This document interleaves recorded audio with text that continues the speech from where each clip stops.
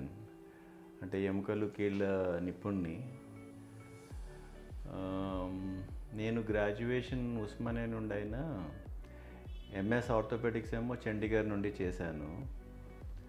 అది 1983 నుంచి 86లో చండీగఢ్లో post graduation అయిపోయింది. దాని తర్వాత ఢిల్లీలో సఫ్దర్జంగ్ హాస్పిటల్లో senior residency 3 years, all India ఇన్స్టిట్యూట్లో 5 years అసిస్టెంట్ ప్రొఫెసర్గా, all India institute of medical sciences new ఢిల్లీలో 5 years.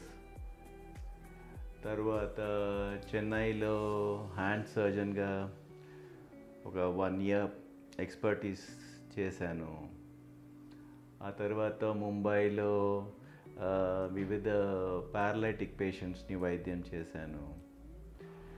సో దాని తర్వాత 1994 నుండి ఇక్కడ కుక్కట్పల్లిలో ఆర్థోపెడిక్ సేవలు అందిస్తూ ఉన్నాను.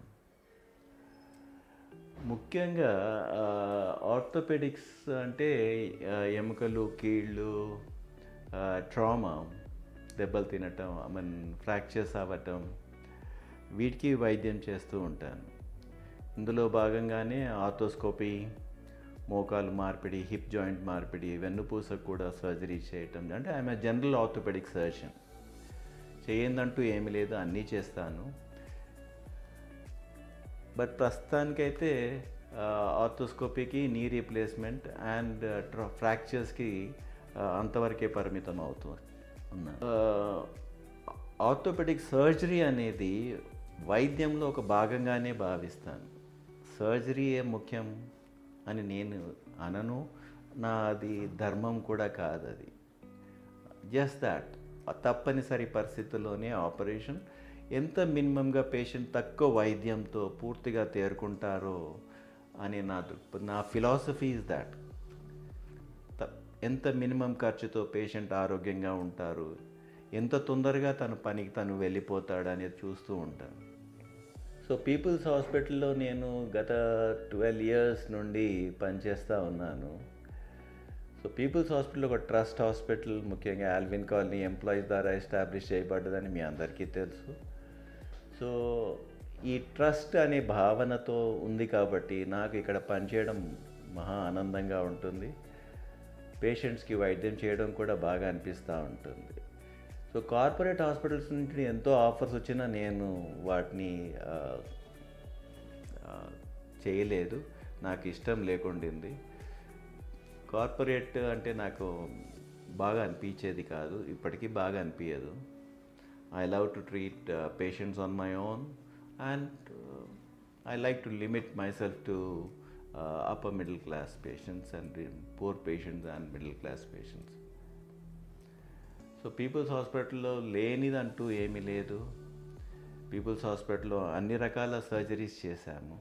నీ replacements, hip replacements, arthroscopies, arthroscopic surgeries of shoulders, knees. Okay, so patients are really కంఫర్టబుల్గా సర్జరీస్ అయిపోతూ వచ్చాయి. కాంప్లికేషన్స్ మా దగ్గర ఆల్మోస్ట్ థౌజండ్స్లో 1-2 కాంప్లికేషన్సే అయ్యాయి. Majority, I mean, touch wood, we have had happy results. Patients are also quite, cooperative with us and they believe us. That's the hallmark of, and people come from distances to people's hospital. మంచిగా వైద్యం జరుగుతుంది, కరెక్ట్గా వైద్యం చేస్తుందనే భావంతో వస్తారు.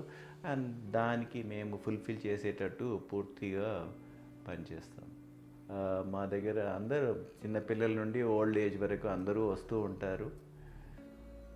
అందరికీను treatment చేస్తూ ఉంటాం. Okay, orthopaedics అంటే అందరికీ ఎఫెక్ట్ అవుతాయి.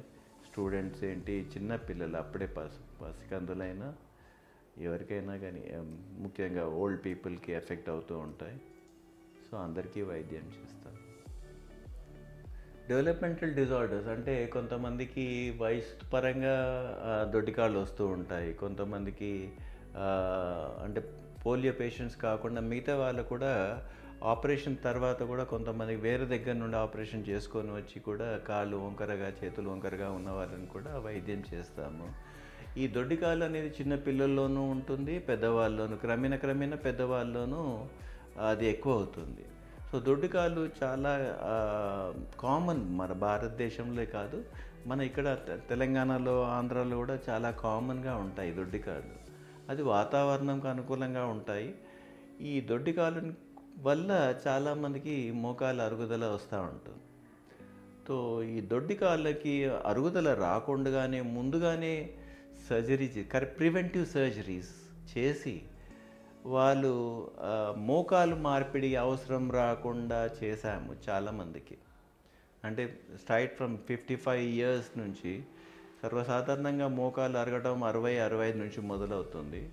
మేమైతే అది ముందుగానే 45-50 yearsలోనే చాలామందికి ఈ దొడ్డితనం, మోకాళ్ళలో ఉన్న దొడ్డితనం తీసేసి వాళ్ళు ఫ్యూచర్లో ఆరోగ్యంగా ఉండడానికి వీలుగా ఉండేటట్టు చేశాము. సో చాలామంది అందులో మోకాలు ఇప్పుడు ఆరోగ్యంగా ఉంటారు, మోకాళ్ళ నొప్పులన్నీ కంప్లైంటే చేయరు. So that is one field wear మేము స్పెషలైజ్ చేస్తాం. అరుగుదల రాకుండానే ముందస్తుగానే సర్జరీస్.